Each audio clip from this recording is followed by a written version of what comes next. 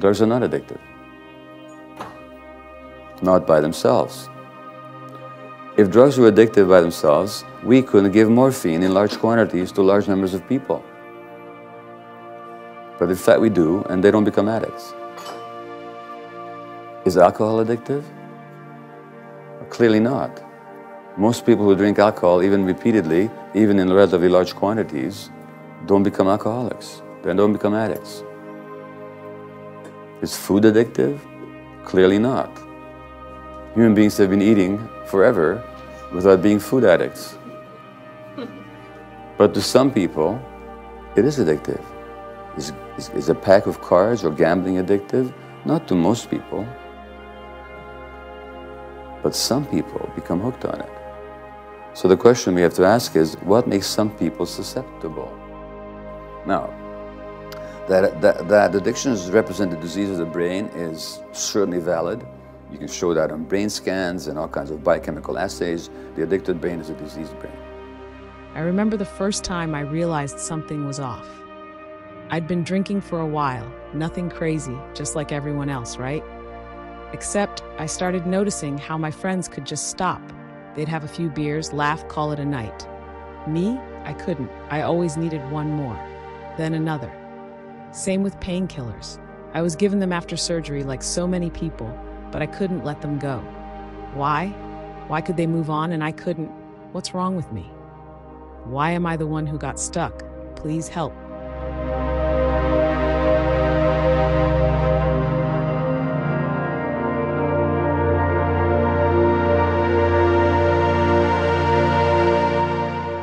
The second chapter of my book, In the Realm of Hungry Ghosts, opens at a funeral home.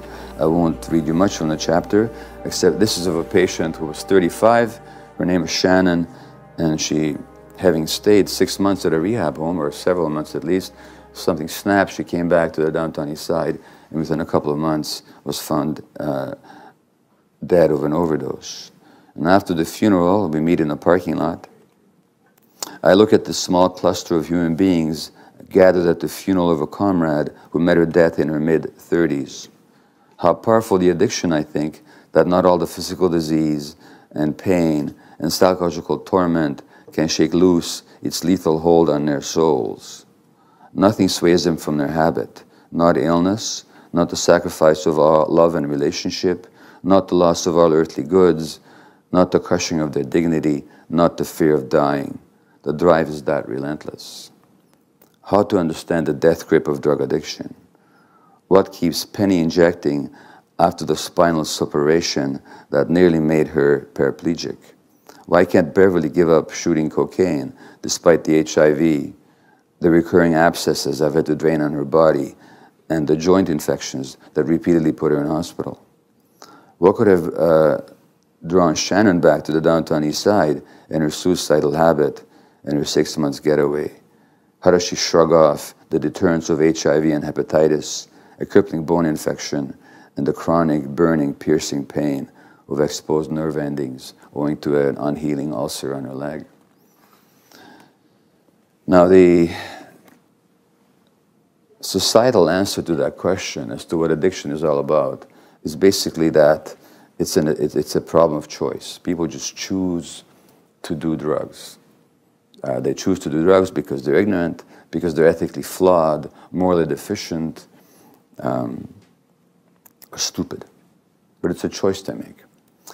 If you think that something is a conscious choice that somebody makes, then how are you going to stop them? Well, you're going to stop them by deterring them. How are you going to deter them? By means of punishments. So the Canadian government is dedicated to the draconian punishments of drug addicts. As you know, they've just introduced laws that make it much tougher on drug addicts now for growing 6 marijuana plants. Just as Uruguay is now bringing legislation to allow people to grow their own marijuana and to tax it and to market it. So Canada is making it increasingly punitive to possess drugs, and if apparently according to new legislation, if you're a party and you pass somebody a marijuana joint, you can be accused of trafficking. And the mandatory sentences for drug possession are going up and up and up. Judges and prosecutors have less latitude now to plea bargain or to exercise clemency. The result of which, that in a society that has less and less money for social services, less and less money for culture, less and less money to protect the environment, we're spending billions of dollars on building more jails and keeping people in jail longer, all because we think that addiction is a matter of choice. Now, the other hypothesis when it comes to addictions is the more of the disease model. Addictions, this model would have it, is a disease of the brain. And as to when it comes to the causation of the disease, what we're looking at is genetic causes. So that alcoholism, drug addiction, and so are nicotine addiction, and so on. These are largely determined by genes. So this hypothesis would have it. Now, that addictions represent the disease of the brain is certainly valid. You can show that on brain scans and all kinds of biochemical assays. The addicted brain is a diseased brain. However, the assumption that this is genetic, and certainly that looking at it as a disease is more humane and offers at least the imperative of treating people, which the choice hypothesis does not. But what the choice hypothesis and the genetic hypothesis do have in common is a powerful ideological comfort. Because if something is a matter of individual choice on the one hand, or on the other hand, it's because of some gene that they inherited, then we don't have to look at social conditions. We don't have to look at the social conditions that engender addictive behaviors. We don't have to look at how children are treated. We don't have to look at what happens to pregnant women. We don't have to look at what happened in this country to the Aboriginal population, which has some of the world's highest rates of addiction. Because in this society, you can't care about people's emotional states, because if you did, you'd have to make very different economic decisions than you're making right now. So you separate the two.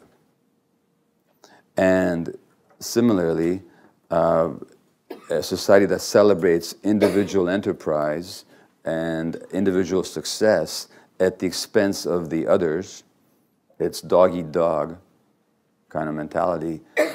We can't be looking at people's social relationships and the necessary interconnection and the need for love. So that, that separation of mind-body and separation of environment, psychosocial environment, from the physiology of individuals is not a scientific perspective. It's an ideological one. It's an ideological perspective that completely ignores the science. That's the nature of ideology, is that it doesn't let the facts penetrate. It doesn't let the facts penetrate because the facts would threaten the, it only admits those facts that doesn't threaten the ideology. And those facts that would undermine or call into question the ideological perspectives are not, they don't come into the equation at all. They, in the words of Mr. Spock, they just don't compute. So there's a lot of realities in this world that in the minds of decision makers just don't compute. Now, if we look at addictions more closely, what do we see? Well, remember I talked about adaptations.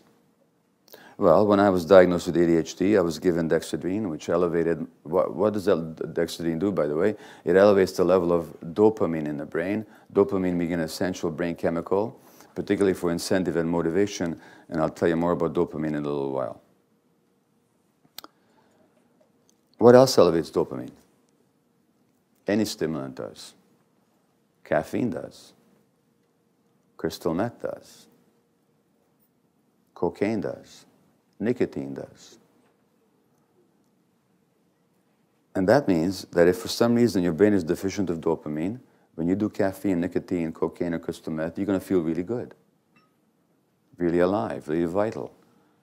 So that I know that in the downtown east side, probably 30% of my clients addicted to these stimulants actually have ADHD.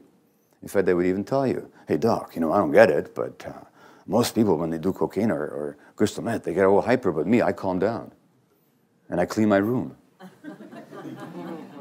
And what they're telling me on a gold platter is, here's my diagnosis, doc, it's ADHD. But they don't know that. They're just self-medicating.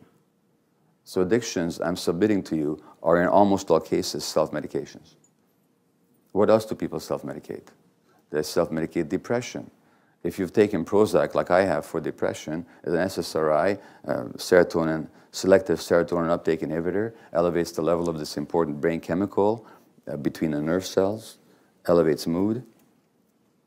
But you know what else blocks the uptake of serotonin? Cocaine does. People use cocaine to self-medicate depression. People use alcohol to self-medicate ADHD.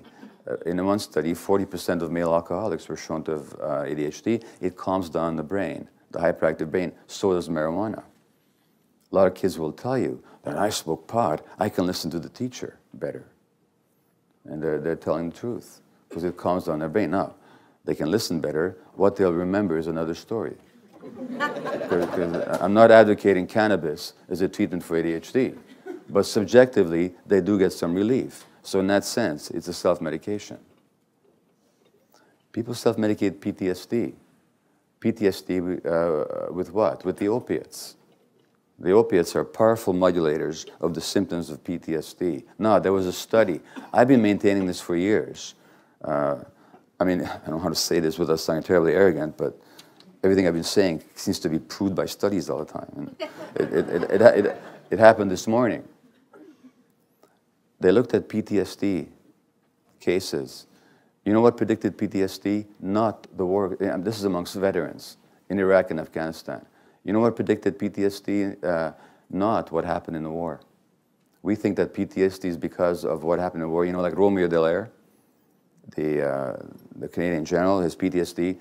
Everybody thinks his PTSD happened because of what he witnessed in Rwanda. Nah. What predicts PTSD is trauma in childhood. What happens is that the trauma in childhood simply gets triggered by them, what you experience as an adult. But if you weren't traumatized as a child, you can go through those experiences as an adult and not be traumatized at all. So again, we come back to what happened in your attachment relationships.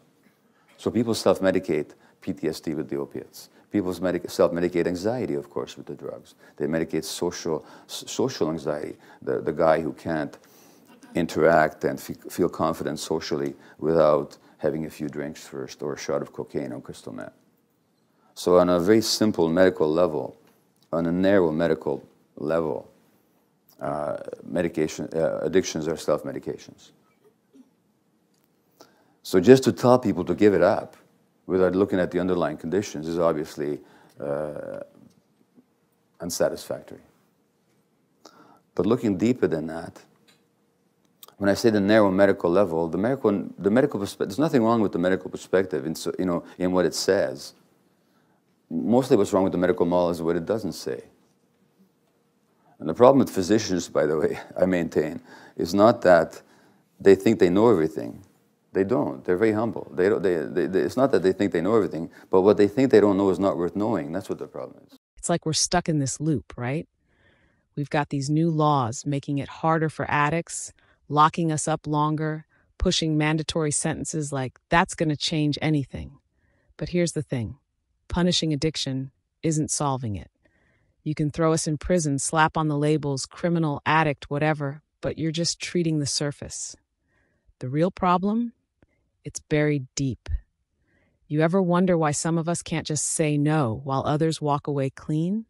It's not because we're broken or because we're criminals at heart. It's because we're hurting. Addiction isn't about the drugs. It's about the pain underneath, the trauma we can't shake, the loneliness, the emptiness we try to fill. And no amount of prison time is going to fix that. What if, instead of building more cells, we actually looked at why we're numbing ourselves in the first place? What if instead of pouring billions into locking us up, we invested in real solutions, mental health care, community support, healing? The system's got it all wrong. It's not about the drugs. It's about the wounds we're trying to cover up. Until we face that, all the punishment in the world won't make a dent. What if, instead of building more cells, we actually looked at why we're numbing ourselves in the first place? Dr. Gabor Mate talks about this all the time, how addiction isn't about the substances themselves, but about the pain we're trying to escape. He says it's not the drugs that are the issue, it's the trauma that leaves us reaching for them in the first place. So what if, instead of pouring billions into locking us up, we invested in real solutions, mental health care, community support, healing? The system's got it all wrong. It's not about the drugs. It's about the wounds we're trying to cover up. Until we face that, all the punishment in the world won't make a dent. Because there's so much more to it. Now, if you look at addictions from a brain perspective, well, why is it that the drugs work in the human brain? So opiates, for example, have been known to medical practice for thousands of years. In Chinese medicine, Middle Eastern medicine, they've been used for a long time, used for pain relief. They're the most powerful pain relievers that we have, and anybody working with palliative care patient is very grateful for the presence of opiates like morphine and Dilaudid and so on, in the codeine, in the treatment of pain. But opiates don't only soothe physical pain, they also soothe emotional pain. Because it turns out that the same structure in the brain that experiences the suffering of physical pain also experiences the suffering of emotional pain. When people are undergoing brain scans, and while they're under the brain scan, you subject them to an experience of emotional rejection, the same part of the brain will light up as would light up if you stuck them with a knife. Pain is pain. And the language recognizes that because we talk about a painful comment or a hurtful experience or a stab in the heart. What you said hurt me. It gave me a lot of pain. It did, because you're experiencing emotional pain in the same part of the brain as you experience physical pain. That's not strictly true. It's the suffering is experienced in the same part of the brain. And that part of the brain is richly endowed with opiate receptors. So that the opiates are powerful pain relievers. In fact, if you look at the drugs of abuse, they all are pain relievers. Alcohol, as you know, is a pain reliever. Before the days of anesthesia, you've seen these cowboy movies, you know, the guy gets a bullet in the leg, what do? Before they dig it out? A shot of whiskey. What's the expression that we use when somebody is drunk too much? It's kind of a wry expression. We say, oh, he's feeling no pain. Cocaine is a local anesthetic, still used that way. And in one way or another, all drugs are used to numb your feelings or to escape from emotional distress. And that means, by the way, as my mantra says, that the first question in addiction is not why the addiction, but why the pain. And if you understand why people have pain, you can't look at their genes. You can't look at choices. You have to look at their lives, their actual life experiences. If we go deeper and we ask, why is it that these medication or these drugs even work? Well, why is it? Why is it that you take an opiate? Of course, the answer is because we have receptors for the opiates. Now, receptors, as you know, are chemical binding sites on the surfaces of our cells. So each cell has tens of thousands of receptors for many different kinds of messenger substances. So if my head is a brain cell, then there might be a receptor that looks like this, you know, thousands of these. There might be thousands of these, you know, all these different configurations of receptors. And to each kind of receptor, a different chemical can bind. Oh, by the way, Bruce Lipton, a molecular biologist, asked a brilliant question, which I totally flubbed when he asked me this. As a medical doctor, I totally flubbed it. Let me ask you this. Remember the picture in high school biology of the human cell? There's this sort of square with the membrane around it and the cytoplasm, this gelatinous material that fills up the space in the cell. In the center, there's the nucleus. Now, what if I ask you, what do you think is the brain of the cell? Or what would you say? What would anybody say? The nucleus, okay? And how many would agree that the nucleus is the brain of the cell? Just, okay, put your hand up if you agree. Who would say anything else? Any other opinions? Yeah? The outer layer, the membrane. And why do you say that? Say that again? You're totally right. I also said it was the nucleus, but actually it's the membrane. Because the part of our body, our brains have the job of receiving messages from the environment, telling the body what to do, and then taking the messages from the body and communicating them to the environment. That's done by the membrane, not by the nucleus. The nucleus is simply the gonads of the cell. It contains the genetic material. But what happens is that messengers from the environment come, they fit into the receptor, and together the messenger and the receptor then create an interaction or a reaction in the membrane that then sends a message to the nucleus, telling the nucleus what to do. In other words, the genes are turned on and off by the environment. And that's why the idea that so many of the diseases are genetic is so false, because genes are turned on and off by the environment. So we have receptors for opiates. But why do we have receptors for opiates? Why do we have receptors for a product that comes from a plant in Asia? We have receptors for them because, well, we don't actually. We don't have receptors for opiates from a plant that comes from Asia. We have receptors for opiates that our own body manufactures.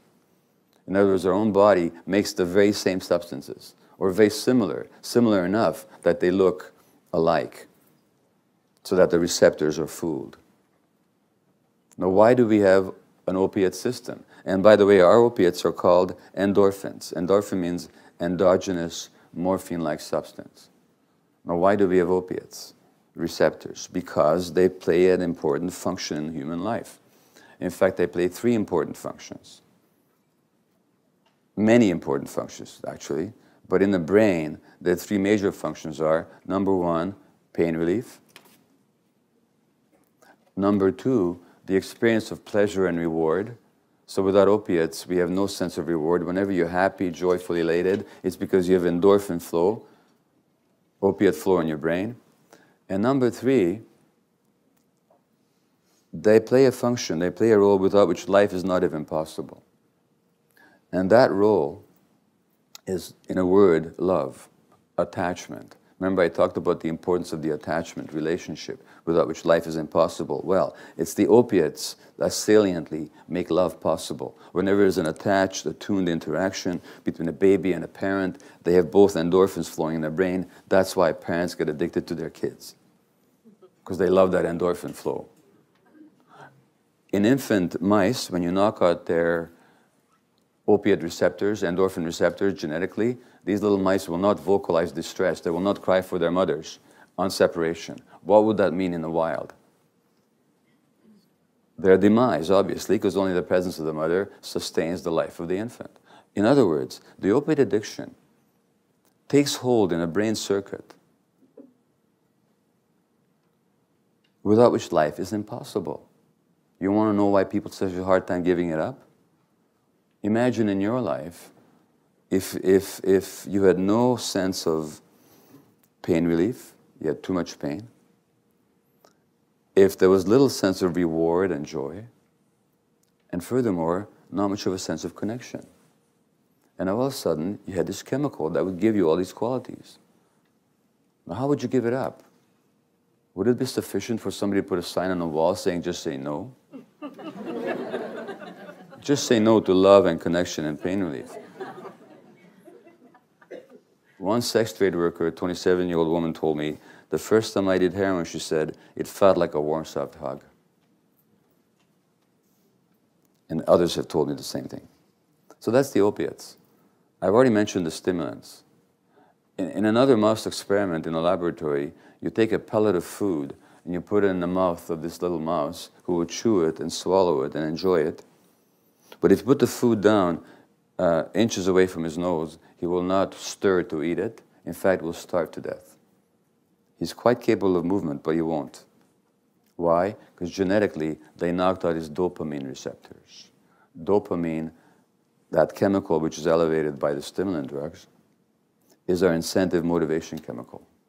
Dopamine flows whenever we're excited about something, motivated, when we're curious, vital, vibrant, feeling really alive, when we're seeking food, seeking a sexual partner, exploring a novel object or a novel environment. These are states of high dopamine flow. Without dopamine, we're listless, not motivated, and apathetic.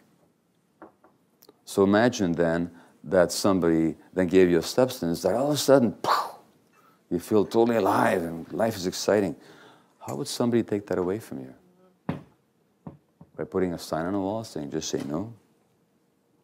And really, what you might have divined by now is the question that I'm asking is, who is susceptible to addiction? Because what is clearly not true is that drugs are addictive. I recall that fateful day when I first experimented with heroin. It was akin to stepping into a warm, comforting embrace. The pain I'd been carrying for so long dissipated, replaced by a sense of euphoria and connection. I didn't realize it at the time, but I was tapping into a deep-seated yearning for belonging. My brain was craving the endorphins that I'd been lacking. Opiates aren't the only substances that can captivate our brains. Stimulants like cocaine and amphetamines inundate the brain with dopamine, a chemical that drives motivation and reward. Without dopamine, we feel listless and unmotivated. The pivotal question is, what predisposes someone to addiction? It's not solely about the drug itself, but also about individual factors and the circumstances in which people consume substances. For me, it was a confluence of circumstances. The trauma I'd endured, the stress of my job, and the isolation I felt all contributed to my vulnerability. Remember, addiction is a multifaceted disease with numerous components. By comprehending the science behind it, we can develop more effective strategies for prevention and treatment. Dr. Gabor Mate's perspective on addiction aligns with the idea that it is not simply a matter of individual choice or willpower. It is often a complex interplay of genetic predisposition, environmental factors, and trauma. By understanding the root causes of addiction, we can develop more effective treatments and support systems for those struggling with substance use disorders. Drugs are not addictive. Not by themselves. If drugs were addictive by themselves, we couldn't give morphine in large quantities to large numbers of people. But in fact we do, and they don't become addicts. Is alcohol addictive? Well, clearly not. Most people who drink alcohol, even repeatedly, even in relatively large quantities, don't become alcoholics. They don't become addicts. Is food addictive? Clearly not. Human beings have been eating forever without being food addicts. But to some people, it is addictive. Is a pack of cards or gambling addictive? Not to most people. But some people become hooked on it. So the question we have to ask is, what makes some people susceptible? The whole idea that drugs are addictive is total nonsense. Most people who try even crystal meth, and crystal meth is a very powerful drug. You know, sex will elevate your dopamine levels by 100%. Pretty good. Cocaine by 300%. Crystal meth by 1,200%. So, one patient told me that crystal meth is like an orgasm without sex. But even then, most people who try crystal meth, the vast majority of people who try crystal meth, even repeatedly, don't become addicted to it.